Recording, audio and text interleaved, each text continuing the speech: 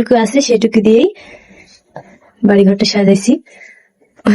কেমন লাগছে অবশ্যই বলবেন। বন্ধুরা দেখুন, মিষ্টি মেঘনা কিন্তু মনের মতো করে তার ঘর সাজিয়েছে। এই যে দরজাটা ভেঙে গেছিল সেই দরজাটা কিন্তু সুন্দর মতো ভালো একটা দরজা লাগিয়ে সুন্দর একটা পর্দা টানিয়েছে।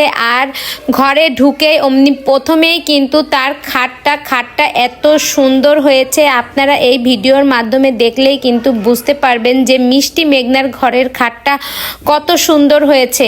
খাটের পরে তোষক, আর তোষকের উপরে যে চাদরটা বিছিয়েছে সেটাও কিন্তু অসাধারণই সুন্দর।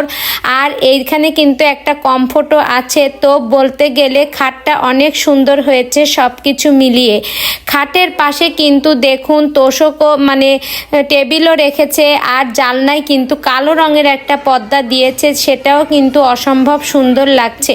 তো টেবিলে কিন্তু মেঘনার বিভিন্ন জিনিসপত্র রয়েছে, যেমন আয়না, পাউডার, ক্রিম, চিরুনি, চার্জার, তো বিভিন্ন ধরনের জিনিসপত্রই কিন্তু টেবিলের উপর রেখেছে। আর টেবিলের পাশেই কিন্তু একটা সুন্দর আলনা, সেই আলনাতে কিন্তু মেঘনার বিভিন্ন কাপড় চোপড়ও আছে।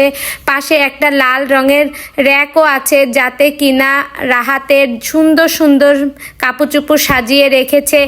আর র্যাকের পাশেই কিন্তু দেখুন এই যে সেই সুন্দর মিক্সেপটা, এই মিক্সেপটা কিন্তু মেঘনা বিয়েতে গিফট পেয়েছে। মিক্সেপটা কিন্তু অসাধারণ সুন্দর হয়েছে।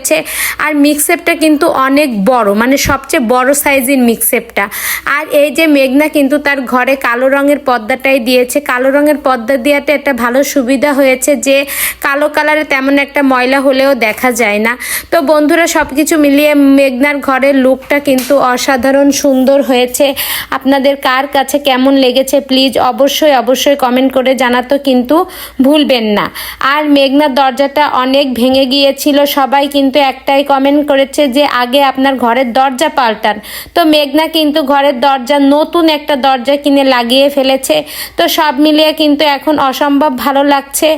আর মেঘনা যেহেতু মানে এই কালারের চাদর নিয়েছে, এটাই ভালো হয়েছে। গ্রামে এইসব একটু ডার্ক কালার না হলে আবার হয় না, যেহেতু মাটির বাড়ি সেহেতু একটু ডার্ক কালার হলেই কিন্তু ভালো হয়।